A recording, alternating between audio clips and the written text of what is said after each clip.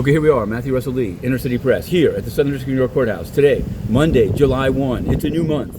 Of course, today is the big day that the Supreme Court, by all accounts, will be issuing its immunity decision. So we're going to be on that. That starts at 10, but 9:30, or thereabouts, the U.S. versus Menendez trial continues. Now with the defense case. There's been a lot of litigation around whether Nadine's relatives can talk about Doug Anton, the former boyfriend, and how terrible an abuse.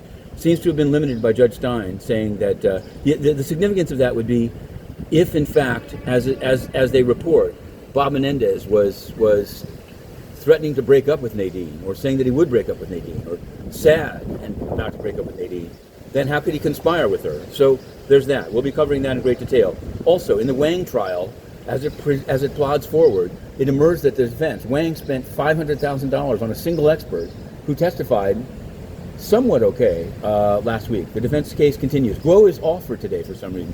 U.S. versus Miles Guo. But over the weekend, there were significant filings about the government wants to get in as co-conspirator and agent statements of Long Island David. You have to read it to believe it. Inner City Press has put it up on Inner City Press and on Patreon.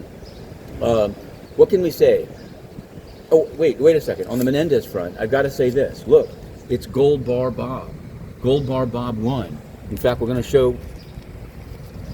Really need some better production values here, but there it is. There's about the first part of the trial. And coming up is going to be book 2.